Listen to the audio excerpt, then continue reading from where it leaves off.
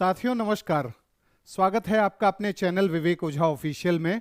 बात करेंगे आंतरिक सुरक्षा से जुड़े एक बड़े मुद्दे की। मुद्दा है आतंकवाद का।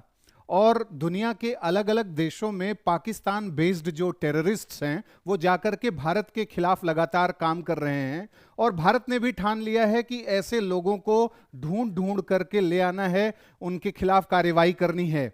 एक ऐसा ही आतंकवादी था जो पाकिस्तान से संबंधित था, यानी लश्कर तैयबा से संबंधित वो आतंकवादी है। नाम उसका सलमान रहमान खान है। और वो रवांडा में जाकर के, अफ्रीकन देश रवांडा में जाकर के भारत के खिलाफ पूरी कॉन्स्पिरेसी रच रहा था कि बेंगलुरु में वो कैसे टेरर अटैक करेगा, बेंगलुरु में आतंकवादी मिशन चलाने के लिए, आतंकवादी हमले करने के लिए वो गोला बारूद, विस्फोटक और जितने भी ऐसे लॉजिस्टिक सपोर्ट्स की चीजें हैं उन सब में कार्यवाही कर रहा था। और इसके चलते भारत के सीबीआई ने, एनआईए ने और इंटरपोल ने मिल करके एक कंबाइंड ऑपरेशन किया और उसके माध्यम से उसको पकड़ा गया और अब उसे भारत वापस लाया जा रहा है।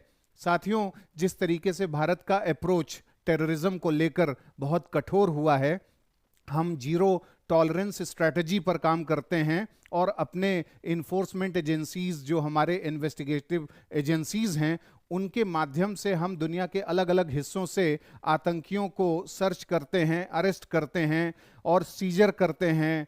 कई दफ़े इंटरनेशनल लेवल पर हम कोशिश करते हैं कि यूनाइटेड नेशंस में ऐसे आतंकवादियों को ग्लोबल टेररिस्ट डेजिग्नेट कराया जा सके। अपने यहाँ जो ऊपा एक्ट है, यानी जो अनलॉफुल एक्टिविटीज़ प्रिवेंशन एक्ट 1967 है, उसके तहत आतंकी संगठनों को घोषित किया जाता है। ऐसे तमाम प्रयास करके टेरर फंडिंग को रोकने की कोशिश, टेररिस्ट्स को पकड़ने की कोशिश की जाती है। भारत में कई ऐसे आतंकी संगठन हैं जो पाकिस्तान से आकर के लगातार कार्यवाही कर रहे हैं और भारत की स्टेबिलिटी को, भारत के पीस को डिस्टर्ब करने की कोशिश कर रहे हैं। लेकिन इस मामले में एनआईए को अब जो फ्री हैंड दिया गया है और जिस तरीके से एनआईए अलग अलग देशों में जाकर के टेररिज्म के जो केसेस हैं उन सब का इन्वेस्टिगेशन करने लगा है, इससे आतंकवाद से निपटने में भारत का जो स्किल है, जो कैपेसिटी है, वो और मजबूत हुआ है। और इस दिशा में भारत और ज़्यादा कैपेसिटी इन्हांस करने के लिए इंटरपोल के साथ कोलैबोरेट कर रहा है, कोऑपरेशन कर रहा है, कोऑर्डिनेशन कर रहा है। बहुत से देशों के साथ भारत प्रत्यर्पण संधि के माध्यम से आतंकवादियों को अपने देश में वापस लाने के लिए प्रयास करता है। कई देशों के साथ क्रिमिनल मामलों में जो म्यूचुअल लीगल असिस्टेंस एग्रीमेंट है, ट्रीटीज़ हैं, उनके माध्यम से ऐसे अपराधियों के खिलाफ कार्यवाही करता है। और जो अनेक प्रकार के इंटरनेशनल लॉज हैं, एफएटीएफ के कॉन्टेक्स्ट में हम देख सकते हैं, या जो यूएनएससी के लेवल पर देख सकते हैं, रिजोल्यूशन के स्तर पर जो यूनाइटेड नेशंस में प्रस्ताव करके आतंकवादियों को जो है कंट्रोल करने की कोशिश की जाती है। इन सब माध्यमों से भारत आतंकवाद से निपटने की कोशिश लगातार कर रहा है।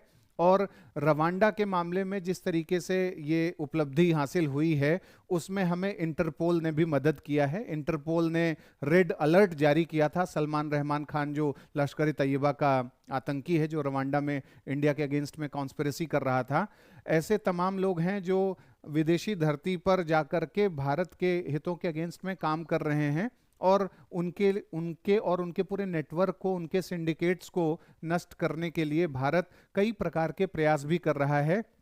और जो जासूसी स्तर पर जो जानकारी है, जो खुफिया जानकारी है, उन सबको इकट्ठा करने की दिशा में भी काम कर रहा है। कश्मीर की बात करें तो आज कश्मीर में भी hybrid terrorism, white collar terrorism, ऐसे आतंकवाद के नए नए रूप देखने को मिल रहे हैं जो भारत में पाकिस्तान को इस तरीके से स्पेस दे रहे हैं कि पाकिस्तानी टेरर ऑर्गेनाइजेशंस के टेररिस्ट्स को भारत में ना आना पड़े, बल्कि यहीं पर जो उनके लोकल एक्टिविस्ट्स हैं या जो कश्मीर में जो लोकल रेजिडेंट्स हैं वो उन्हें सपोर्ट करने लगें। तो ऐसे ओवरग्राउंड वर्कर्स की खेप, ऐसे लोन वुल्फ अटैकर की खेप जो है तैयार कर दी है पाकिस्तान के आतंकी संगठनों ने भारत के अगेंस्ट में काम करने के लिए। इन सब से निपटने के लिए हमें अपने इंटेलिजेंस सिस्टम को और मजबूत करना होगा, एनआईए के ऊपर और विश्वास करना होगा, एनआईए को पावर भी उस लेवल पे देना होगा। एनआईए को हमने पावर भी दिया है कि अगर आतंकवाद का कनेक्शन किसी और चीज़ से दिख रहा है तो एनआईए उसका भी भंडाफोड़ करे, उसको एक्सपोज करे, उनके खिलाफ कार्रवाई करे। जैसे अगर आतंकवादियों का कनेक्शन ड्रग ट्रैफिकर से है तो उसके बारे में जांच पड़ताल करे एनआईए। अगर आतंकवादियों का connection black money, money laundering और ऐसे नेटवर्क से है, उसका भी भंडाफोड़ करे एनआईए। और इसी तरीके से चाहे साइबर जो क्रिमिनल्स हैं, साइबर अपराधी हैं, या जो नारकोटिक ड्रग्स के साथ साथ आर्म्स एंड एम्यूनिशन यानी जो वीपन की स्मगलिंग करने वाले लोग हैं, उनके साथ अगर आतंकियों का कनेक्शन है, ऐसे भी केसेस को इन्वेस्टिगेट करके एनआईए कार्रवाई करे। और एनआईए केवल भारत में ही आतंकवाद के मामलों का इन्वेस्टिगेशन न करे, बल्कि उसको पावर अब दे दिया गया है कि वो विदेशी धरती पर अगर कोई भी टेरर एक्टिविटीज या कॉन्स्पिरेसी हो रहा है जिससे भारत के हित प्रभावित हो रहे हैं, तो उसमें एनआईए काम कर सकता है। तो ये सब तमाम ऐसे उपाय हैं जिसके जरिए भारत आतंकवाद से निपटने की दिशा में प्रभावी तरीके से काम कर रहा है। अगले कार्यक्रम में जल्द ही मिलेंगे। आपको ये कार्यक्रम कैसा लगा, दी गई जानकारी कैसी लगी, अपनी राय हमें कमेंट बॉक्स में बता सकते हैं। अगले कार्यक्रम में फिर से मिलेंगे। धन्यवाद।